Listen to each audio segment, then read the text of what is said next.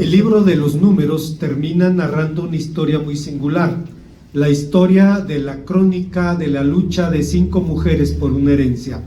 Zelofejad, su padre, murió durante el éxodo sin engendrar herederos varones, aunque engendró 5 hijas que al empezar el reparto de la tierra fueron consideradas como herederas de la porción del difunto.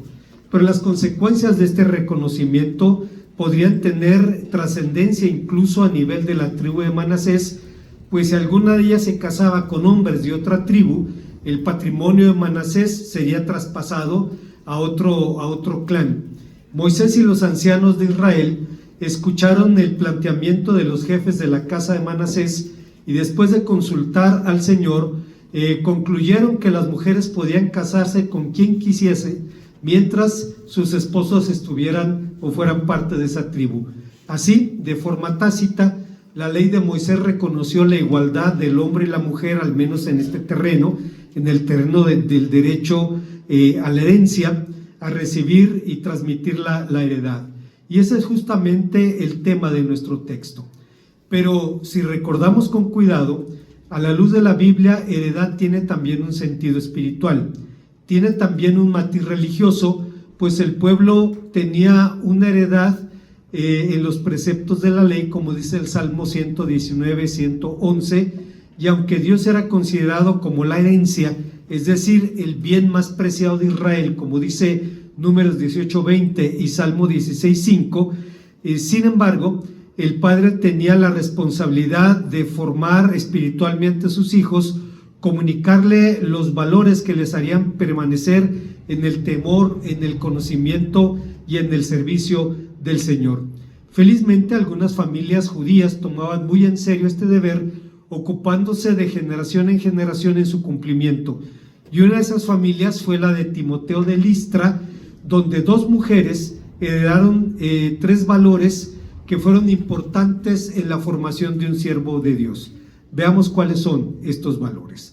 Antes de pensar en las enseñanzas de este pasaje, debemos recordar que la palabra de Dios habla de la responsabilidad de los padres, especialmente del padre de familia, de transmitir los valores morales y espirituales a sus hijos. Pero curiosamente las circunstancias pueden cambiar y de pronto las influencias determinantes en la vida de un siervo de Dios pueden ser mujeres. Podemos recordar las influencias decisivas en la vida de Moisés. Fue su hermana, su madre, la hija del faraón, Ziporá, su mujer, y después la Cushita, aquella mujer de origen africano con quien finalmente Moisés se casó. Si usted se fija, no hay una influencia masculina, y sin embargo hicieron un trabajo extraordinario. Bueno, tenemos aquí el testimonio de una familia muy interesante, una familia mixta. El hombre, el padre era griego, la madre era judía, y a pesar de eso formaron a Timoteo en el conocimiento y en el temor del Señor, comunicándole cuando menos 3 valores en la herencia. El primero de ellos fue una fe genuina. Cuando intentamos, hermanos, entender el mensaje de la Biblia, se hace imprescindible ubicar el significado de las palabras en su propio contexto. Es posible que existan equivalentes en nuestra cultura a las palabras que usa la Biblia, pero no siempre los significados son idénticos. Y un buen ejemplo de esta realidad es la palabra heredad. Como sucede en nuestra cultura, en el Antiguo Testamento, heredar significa adquirir un patrimonio sin comprarlo, pero existe una diferencia fundamental entre nuestro concepto de herencia y el concepto judío de herencia. Y es que en el mundo hebreo, cuando una persona heredaba, no debía considerarse dueño del patrimonio. El único dueño era el Señor y el heredero era tan solo un administrador. Es interesante que en la lengua del Antiguo Testamento no existe el verbo tener. El verbo se utiliza en varias porciones en Reina Valera 60. Por ejemplo, Isaías capítulo 5, versículo 1, donde en el canto de la viña, el profeta dice: tenía mi amado una viña en una ladera fértil, pero el texto hebreo, el verbo tener no existe. En su lugar se usa el verbo haber, suceder, otros verbos, lo que significa que desde el punto de vista de la Biblia, el único que tiene es Dios. El único dueño de todo y de todos es Dios. Y nuestra tarea en todo caso es administrar lo poco o lo mucho que Dios haya puesto en nuestras manos. Dios reparte en diferentes proporciones y cada uno de nosotros es responsable de administrar aquello que ha recibido. El dueño de la herencia seguía siendo Dios, el heredero era su administrador. Así el pueblo de Israel se relacionó con la tierra prometida como un feudo del que podía beneficiarse, donde podía vivir, pero siempre y se mantuviera en el pacto y sirviera a su legítimo dueño. Tengo un vecino que tiene un negocio y frecuentemente hablamos, él es católico, practicante, pero una relación mutua de simpatía. Y en alguna ocasión, cuando empezaron algunos problemas de la guerra entre Irán e Israel, él empezó a hacerme preguntas y me dice, pero es que Dios le dio a los judíos esa tierra. Le digo, sí, mientras se mantuvieran en el pacto. Él es un católico practicante. Y vea usted, si se mantuvieron en el pacto, mataron al Hijo de Dios. No lo había pensado de esa manera. Bueno, el dueño seguía siendo Dios y el pueblo solo era el administrador. Tenían el derecho de usufructar, de beneficiarse de la tierra, pero el legítimo dueño seguía siendo el Señor. Cuando una persona se veía la necesidad de vender su patrimonio, debía venderlo a personas que estuvieran dentro de la misma tribu, porque Dios lo había asignado a ese clan y debía permanecer allí hasta la posteridad. Pero como sabemos, otra de las acepciones del verbo heredar apunta a la idea de recibir rasgos o característicos de los progenitores, es decir, a los mecanismos involuntarios que transmiten características físicas de una generación a otra. Hay personas que conocen a mi hija Shareni y le dicen, estás igualita a tu mamá, nada más los ojos no los sacaste. Y dice Shareni, siempre me lo dicen, siempre me lo dicen. La verdad, hermanos, es que decía un médico, decía, cuando se unen las células sexuales, empiezan a jugar a los dados. Los ojos, ¿de qué color? Cafés. Claro, hay genes predominantes, ¿no? La boca gruesa o labios delgados. La estatura y cada característica. Lo sorprendente no es eso. Lo sorprendente es que se hereda el temperamento. Es decir, hay hijos que tienen el temperamento del padre o de la madre, y uno se sorprende, incluso a veces tiene el temperamento del abuelo al que no conocieron, pero va incluso más allá. Decía el hermano Romero, que es un neurólogo, decía, ahora sabemos que se heredan habilidades adquiridas. Dice, el cerebro hace conexiones cuando, por ejemplo, alguien estudia música, y dice, y hereda eso. ¿Cómo? No lo sabemos, pero es una realidad. Es una situación que se conoce claramente. Generalmente pensamos en la transmisión de características físicas de una generación a otra. Sin embargo, a diferencia de lo que ocurre en la biología, donde no podemos escoger discrecionalmente los rasgos que queremos heredar, en la transmisión de valores es imprescindible la voluntad y el compromiso de hacerlo. ¿Pero qué son los valores? Aunque no existe unanimidad en las definiciones, los valores son creencias duraderas donde algunos modos de conducta o estados últimos de la existencia son personales y socialmente preferibles sobre su opuesto inverso. En el campo religioso, los valores tienen que ver con una estrecha relación con actitudes y normas. Obviamente, por actitud entendemos la disposición de ánimo que se traduce en un comportamiento concreto, mientras que por norma entendemos un criterio externo y prescriptivo que en el caso de los cristianos radica en la palabra de Dios.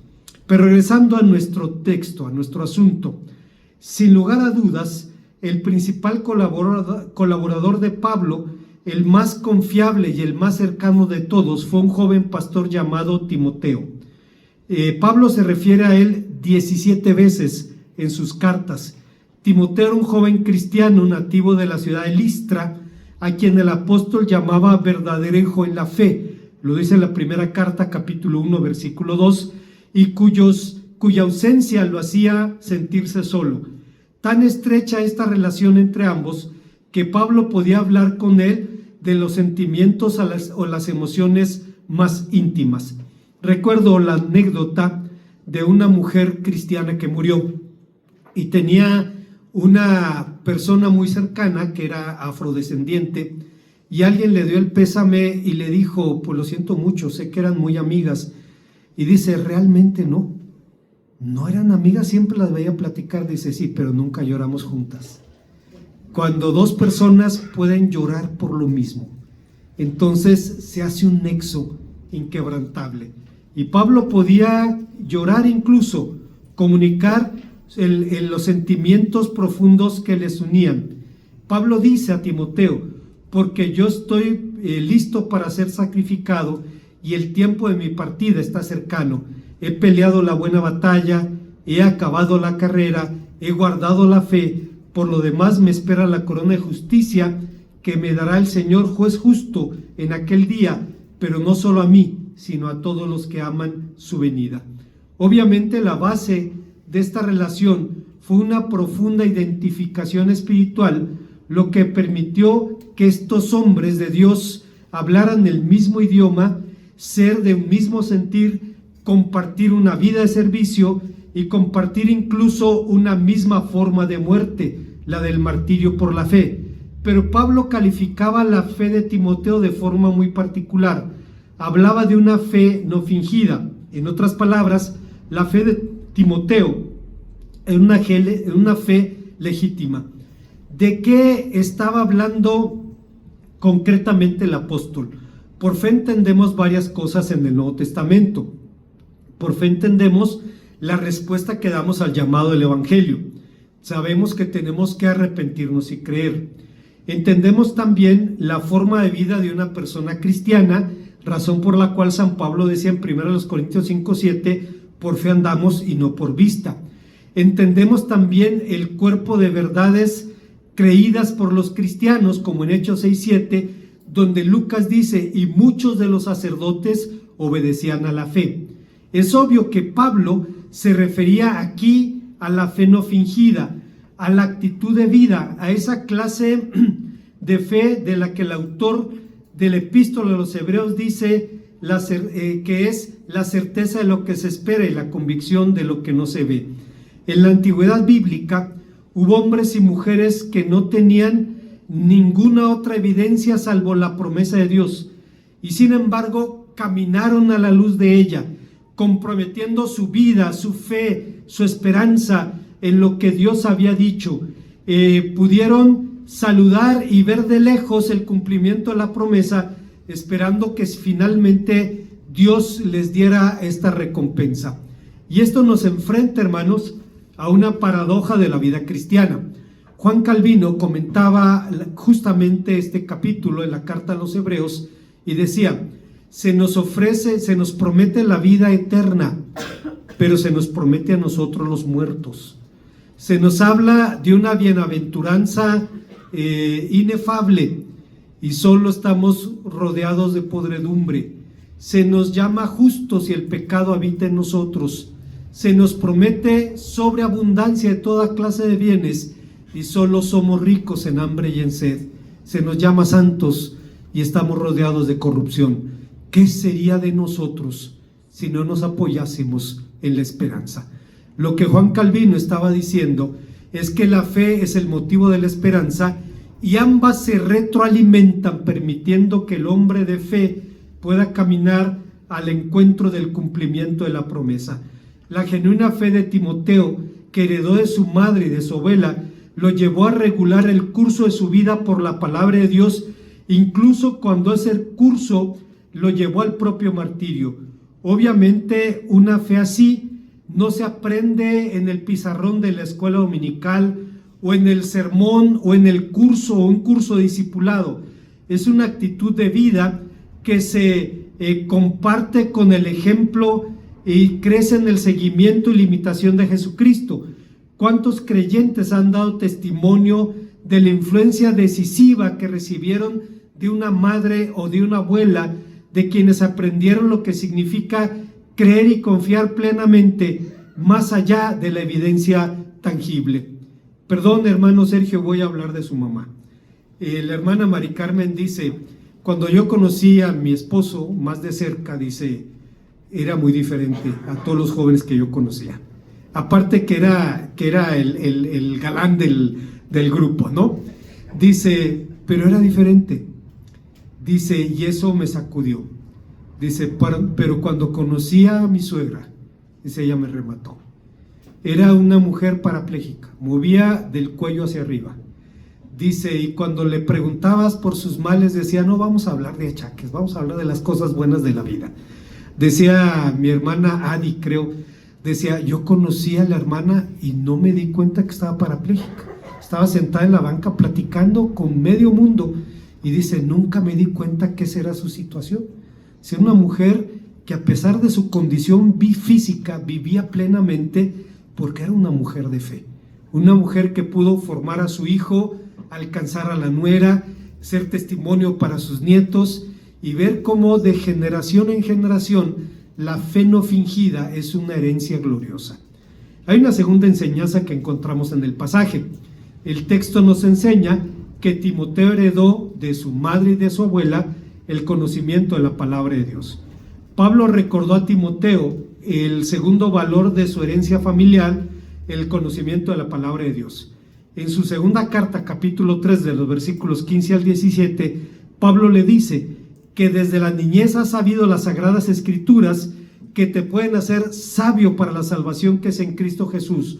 Toda escritura es inspirada por Dios y útil para enseñar, para redarguir, para corregir, para instruir en justicia, a fin de que el hombre de Dios sea perfecto, enteramente preparado para toda buena obra.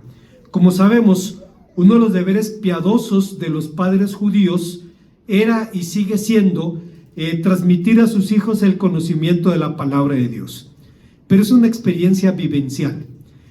Cuando estudiaba en el seminario, alguien invitó al doctor David Dadón, que en ese tiempo era secretario de la Embajada de Israel en México, a compartir un tema sobre la Pascua.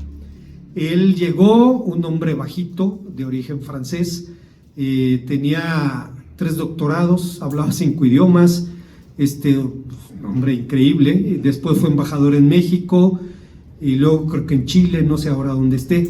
El hecho es que el hombre empezó a hablar allí con una erudición increíble y dice con humildad: voy a hablar de la fiesta de la Pascua, pero no como un conocedor porque no soy rabino. Voy a hablar de la fiesta de la Pascua desde mi experiencia de niño. Y empezó a escribir su memoria olfativa. Hay aromas que nos recuerdan o nos transportan 20, 30, 40, 50 años atrás. Pueden asociarnos con una experiencia, con un momento, con un lugar.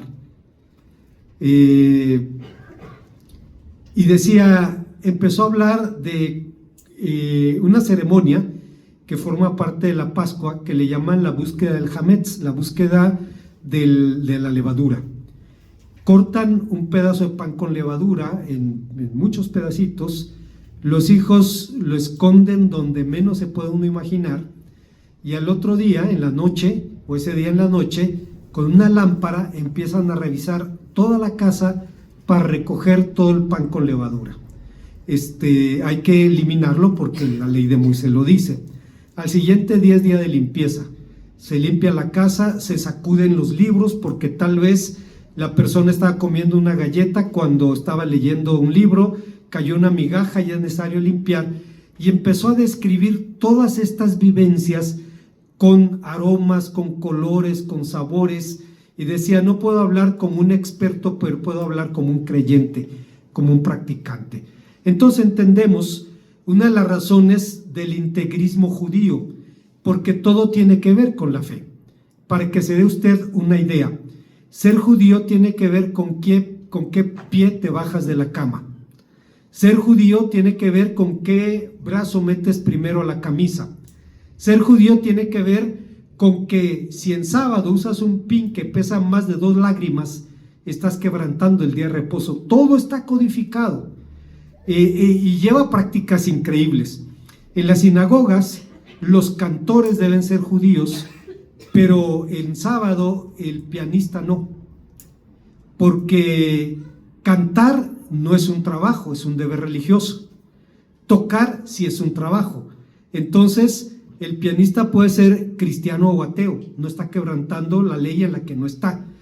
Pero el cantor no está trabajando porque está cumpliendo con un precepto divino. ¿Acaso no dice la Biblia: cantad a Dios, alabad su nombre? Es un deber religioso.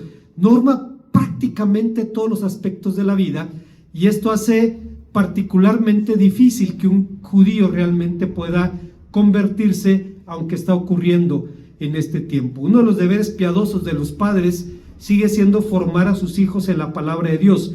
La razón de semejante énfasis es que desde el tiempos inmemoriales el judaísmo no tolera la ignorancia.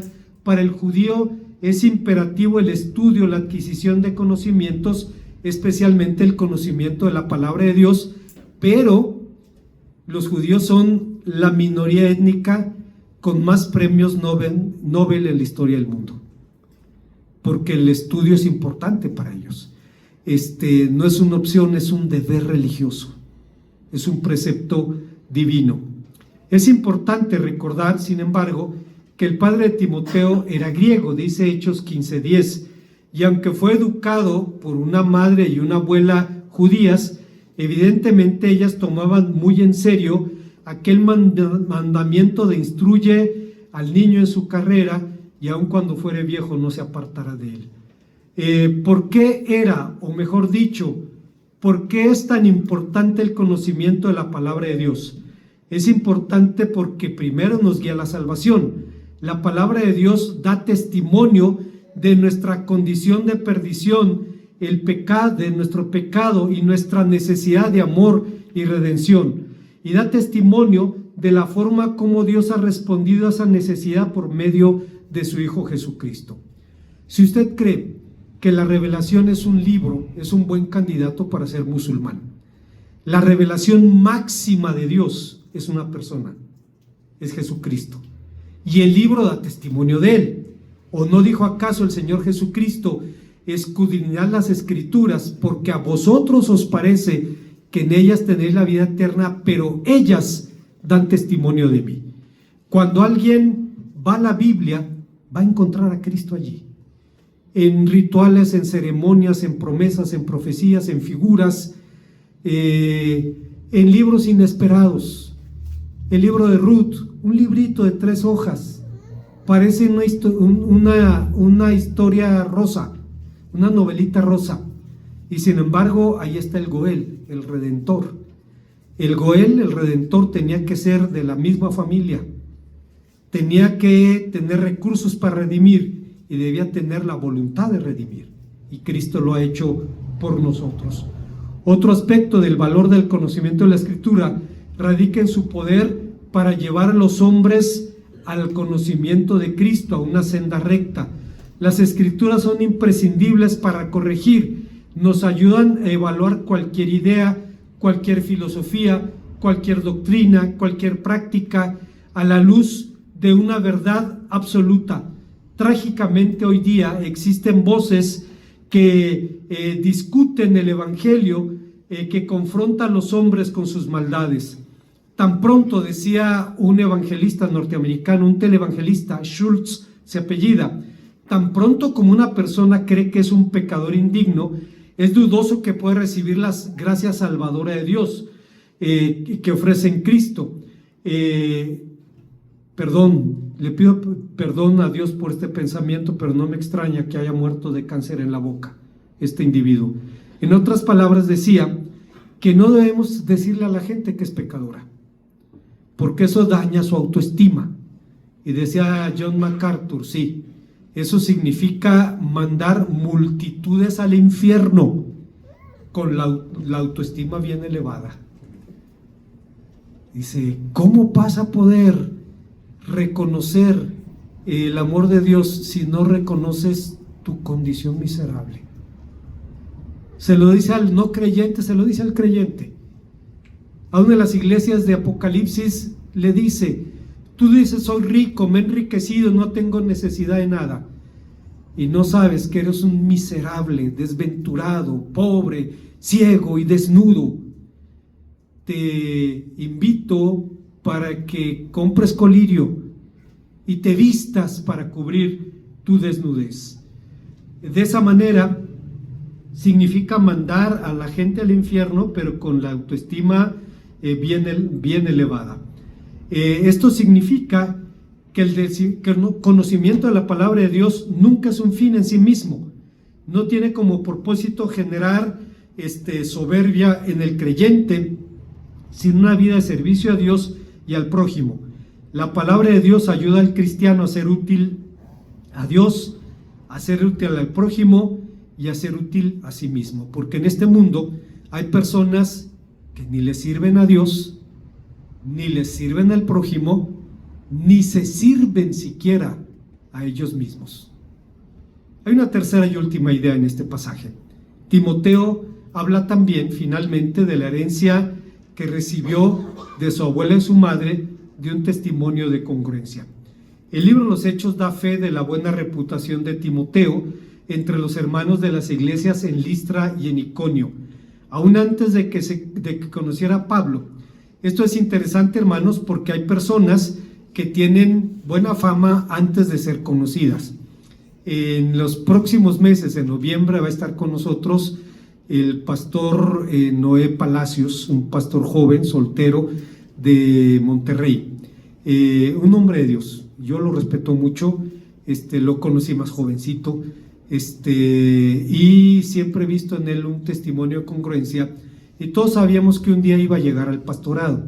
Hoy en día está pastoreando una iglesia que se va a formar y está trabajando en eso, y va a venir a estar con los jóvenes, compartir con ellos la palabra de nuestro Dios. Ellos, algunos lo conocen ya físicamente, otros no, pero saben, en Monterrey hay un pastor joven que es un hombre de Dios, es un varón al que tú pasas por la plomada, congruente en cada aspecto de su vida, guardando el sentido de proporción. Esto ocurría con Timoteo. Dice, era conocido en Listra y en Iconio, incluso antes de su encuentro con Pablo. Como mencionamos anteriormente, el apóstol hablaba de una fe no fingida. Palabra griega, dice an hipócritu, una fe no hipócrita. Significa una fe verdadera, una fe legítima. El adjetivo hipócrita describe al comediante, al actor, al histrión, que según la máscara que utilizara, la sonriente o la llorosa, representaba algún papel en la tragedia. Pablo encomiaba entonces a Timoteo,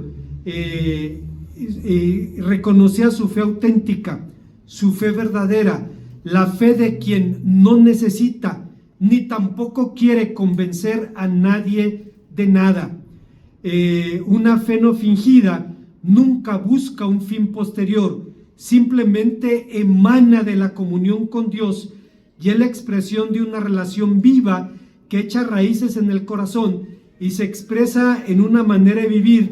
Indudablemente todos podemos reconocer y elogiar los valores de la familia de Timoteo y podemos admirar el papel que dos mujeres piadosas, Loida y Eunice, jugaron en la formación de un siervo de Dios. Pero ¿cómo podemos compartir semejante legado?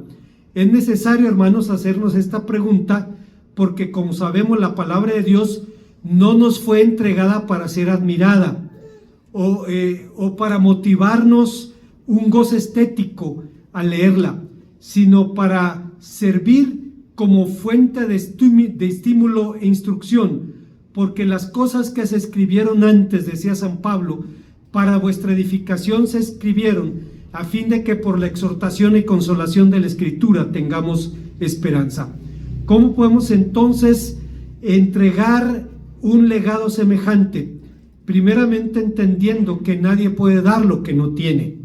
No se trata de ser super cristianos. No se trata de ser un padre o una madre super cristianos, eso no existe. No se trata tampoco de ser perfectos. Pero cuando hablamos de heredar una fe como la de Timoteo, que heredó de su abuela y de su madre, vemos a un hombre quien a través del testimonio de sus mayores pudo regular por la palabra de Dios el curso de su vida, hasta llegar a un fin mediante el cual pudo glorificar a nuestro Dios en el martirio. No es cuestión de eso, no es cuestión de poseer virtudes excepcionales, aunque es muy difícil no reconocerlo. A mí me ganó para Cristo una familia. La hermana Pilar vive todavía, tiene más de 90 años ahora. Es una mujer de fe. A través de su dulzura ha ganado muchas personas. Hace unos años fui a verla y le dije, hermana, bien dijo Carlos Spurgeon, que se atrapan más moscas con una cucharada de miel que con un barril de vinagre. Y ella me dice, no entiendo. Le dije, sí, pues la miel era usted y la mosca era yo. Y cuando me mostró el amor de Cristo, fue muy difícil resistirse. Y no lo hizo argumentando, lo hizo sentándome a su mesa, estaba haciendo el servicio social, atendiéndome como un hijo, lo que me hizo preguntarme, ¿por qué hace esto? Y se lo pregunté. Y me dice, porque tenemos hijos fuera y queremos que los demás traten a nuestros hijos como nosotros debemos tratar a los hijos de los demás. Hermanos, yo no me esperaba eso. Yo quería alegar con ella, demostrarle que era un absurdo creer, pero me mostró el amor de Dios. Y cuando uno se topa con eso, ya no hay nada que decir. En ese pueblo la mujer ha ganado gente. Recuerdo una familia, un matrimonio en crisis, y una de las niñas tenía 6 años, salió corriendo de su casa al ver que sus papás peleaban y atravesó el pueblo a buscar a la hermana Pilar, a llorar con ella, la abrazó, estuvo consolándola, y finalmente esa familia llegó a los pies de Cristo. Esa es la fe que se hereda, una actitud de vida en la que la persona es congruente, no es perfecta, no es un super cristiano, no está exento de dolores o de situaciones de prueba en la vida, pero es una persona que norma el curso de su existencia por el flujo de la palabra de Dios. Así que necesitamos preguntarnos sinceramente, ¿en qué área de la vida me es más difícil obediencia? ¿En qué necesito ser congruente? ¿En la pureza moral? ¿En el orgullo? ¿En el amor, la aceptación de mi prójimo? ¿En el apego a las cosas materiales? ¿En alguna forma de idolatría? ¿En la pereza espiritual? Vale la pena atender cualquiera de estas áreas en las que nos encontremos faltos, porque el Señor dice claramente, no todo el que me dice, Señor, Señor, entrará en el reino de los cielos, sino el que hace la voluntad de mi Padre. De modo que la auténtica evidencia infalible de una auténtica relación con Cristo es una vida de fiel obediencia. Tal como el apóstol San Juan decía, el que dice que está unido a Dios debe vivir como vivió Jesucristo. Pero juntamente con el testimonio, necesitamos compartir estos valores mediante una buena relación con los nuestros. Solo con base en una relación y un esfuerzo constante en instrucción es posible heredar esta herencia bendita. En el primer verano que salí al campo misionero en el seminario, fui a un pueblo que está en el municipio de San Pedro de las Colonias, Coahuila, es el desierto de Coahuila. Y hay un pueblo allí, se llama San Felipe Porcel, y estaba predicando en alguna ocasión, llegó un visitante y me dice, yo soy músico, tocaba en una banda, en una banda de música norteña. Dice, mi mamá era cristiana, yo crecí en la iglesia, pero cuando llegué a la adolescencia me aparté del camino. Y dice, y antes de morir le prometí a mi mamá que iba a volver al camino. Entonces, pues estoy cumpliendo la promesa. ¿Qué pasó? Una mujer le dio testimonio de congruencia, y aunque el hombre se resistió, a final de cuentas vino el Señor. Hermana, hermano, cuando tenemos un hijo así, debemos seguir orando. Dice la palabra de Dios en 1 Samuel, que el día que murieron los hijos de Elí, murió Elí, dice, porque los hijos de Elí desobedecieron a Dios y porque su padre no les estorbó. ¿Cómo les estorbamos? Diciéndole lo que les tenemos que decir. Ya sé lo que me vas a decir, sí, y te lo voy a seguir diciendo. Y no dejando de orar por ellos. No dejando de orar por ellos. Y Dios dice que bendice a los que le aman hasta 1000 generaciones. Dios es fiel a su promesa. Como conclusión, como mencionamos al principio, en el pensamiento de la Biblia, heredar significa adquirir un bien o una posesión sin que mediara la compra o el pago. Así Dios heredó a Israel la tierra prometida, recordándole que la había recibido por gracia. De igual modo, la Biblia enseña que los hijos son herencia del Señor, Salmo 127, es decir, una bendición que cifra la gracia divina en la vida de los mortales. Sin embargo, herencia tiene también un sentido religioso, la de entrega en custodia a la palabra de Dios, su conocimiento y su temor. Esa era en esencia la herencia de Timoteo que recibió de las mujeres de su casa. Y aunque el apóstol San Pablo llamaba a Timoteo verdadero hijo en la fe, es innegable que la formación que éste recibió, la recibió en su hogar, y la clave, la formación de su servicio fue precisamente el testimonio de 2 mujeres. La tradición cristiana dice que Timoteo fue el primer obispo de la iglesia de Éfeso, lugar donde realizó también milagros, y el Nuevo Testamento ubica sus trabajos misioneros en Tesalónica y en Macedonia y en Corinto. Y si bien desarrolló su ministerio bajo la influencia de Pablo, no obstante, la fe, el conocimiento de las Escrituras y el imperativo de la congruencia lo aprendió en su casa.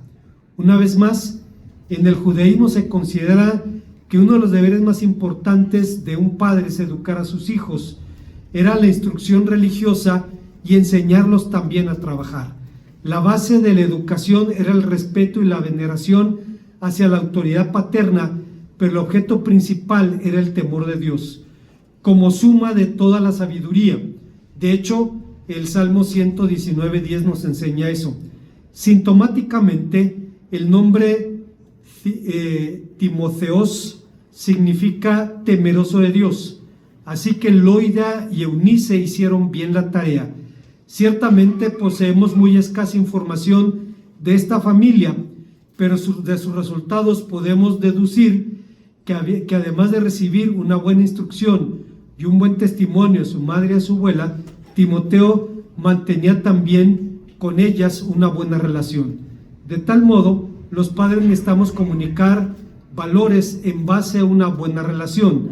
De eso se trata justamente la moralidad bíblica, de relación con Dios y con el prójimo.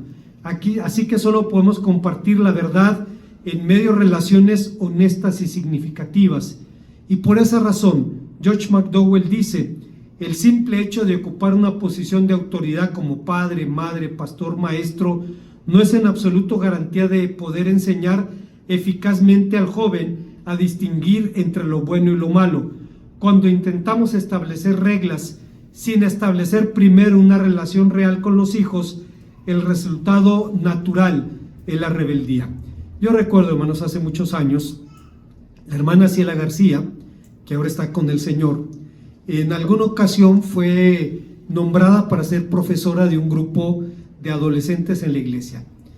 Y tenía adolescentes difíciles. Estaba Jafet, estaba Jorge, había varios chicos que eran difíciles, crecieron en la iglesia y se sabían todas las historias de la Biblia. ¿Qué les podías contar de nuevo? Pero la hermana se ganó su corazón, y en alguna ocasión alguno de los chicos se le puso al brinco a la hermana Ciela, y se levanta Jafet y le dice: ¿qué traes con la jefa? Le dice: ¿Qué le está diciendo a la jefa? No, nada. Okay, tranquilo, le dice. O sea, hermanos, si la hermana no hubiera establecido una relación con ellos, pues di lo que quieras. O sea, ¿cuánto tiempo se va a tardar esto? pero había una relación que hacía que la amaran y la respetaran. La hermana era fabulosa. Llegaba al kinder y los niños le decían, doctora, baila el trompo, y agarraba el trompo, lo aventaba, lo cachaba con una mano, y los chamacos con la boca abierta, ¿no? O el yoyo igual. Tenía los medios para poder relacionarse con los niños a su nivel, ganarse su corazón. Termino con esto. Platicaba hace un momento de una experiencia de un chico que le dijo tonto, con otras palabras, a su profesor. Y era un buen niño, pero de pronto se puso rebelde. Y entonces el maestro llevó al niño a la dirección. La hermana Ciela lo sienta, empieza a platicar con él y le dice, a ver, ¿qué pasó? Y empiezan a platicar. Resultó que la familia había pasado por un divorcio. Y entonces la hermana dice, bueno, pues está procesando. Y le dice el niño, no, pero no más eso, dice, mi mamá dejó a mi papá y tiene otra persona. Ah, tiene otro señor, no, tiene una señora. Y dice la hermana Ciela, ¿cómo regañas a ese niño? Imagínate lo que está pasando en su vida. Le dice, ¿sabes qué? Mira, vamos a hacer un acuerdo tú y yo. Vas y te vas a disculpar con tu maestro. Y esto queda entre nosotros. Sí, maestro. Ya va, se disculpa, fin de la historia. Decía, ¿cómo castigas a un niño? Imagínate, no puedo imaginar cómo una criatura procesa eso. Pero la hermana tenía la sabiduría. Dice McDowell, si no hay una relación primero, no podemos comunicar la verdad. Cuando hay una relación, podemos hacerlo. La pelota estará del otro lado, estará en el tejado del otro. Y nuestra oración es que, llegado el momento, puedan hacer lo que hizo Timoteo: recibir los valores de la madre y los valores de la abuela. Oremos al Señor. Gracias, Padre, te damos por tus siervas, quienes son de bendición en tu pueblo y han participado en la formación de siervos tuyos como Timoteo y lo siguen haciendo en el presente. Concédeles, Señor, las peticiones de su corazón. Te lo ruego en Cristo.